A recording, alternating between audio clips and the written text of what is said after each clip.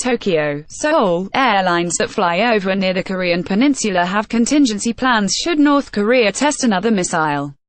U.S. Secretary of State Rex Tillerson on Jan.16 highlighted the threat North Korean missile tests can pose to civil aviation while speaking at a meeting in Vancouver, where officials from 20 nations discussed Korean Peninsula-related security issues. North Korea launched 20 ballistic missiles last year.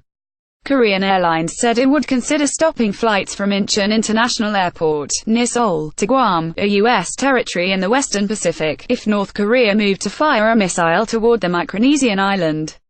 South Korea's largest airline said its Incheon-Tokyo Narita route and Incheon-Sydney route could be affected by a North Korean missile test and that it had predetermined detours that its jetliners can take to avoid trouble. Tillerson said passengers on a San Francisco-Hong Kong flight in late November had witnessed parts of a North Korean ICBM intercontinental ballistic missile test.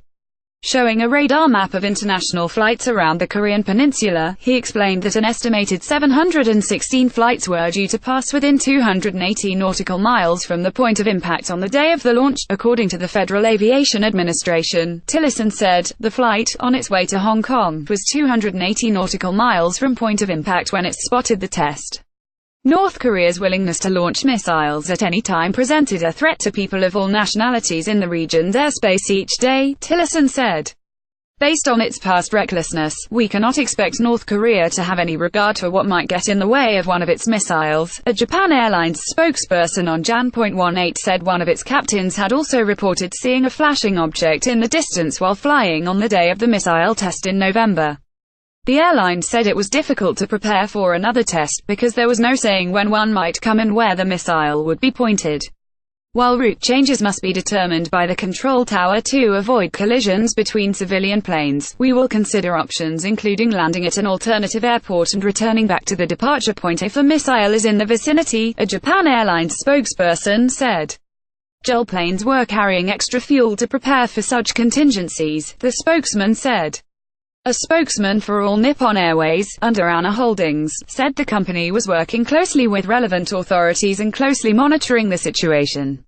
The International Air Transport Association, which has not issued any guidelines regarding missile tests, echoed Tillerson's concerns.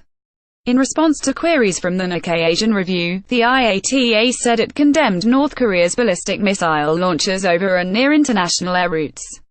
The organization also stressed North Korea's obligations to comply with international standards under the Chicago Convention and to provide advance notice of any launches. Asian airlines based farther away from North Korea seem to be reacting to the situation with less urgency. A spokesperson from Indonesian flagship carrier Garuda Indonesia said it had not been affected so far because the missiles had been directed to the northeast, away from its routes to Incheon as well as airports in China and Japan. Hong Kong-based Cathay Pacific said the airline would remain alert and review the situation as it evolves. Thai Airways and Malaysia Airlines said their flights were not affected. Singapore Airlines said in December it had changed the route of its Seoul-Los Angeles flight to avoid the northern part of the Sea of Japan after a missile was launched by North Korea into the sea in July.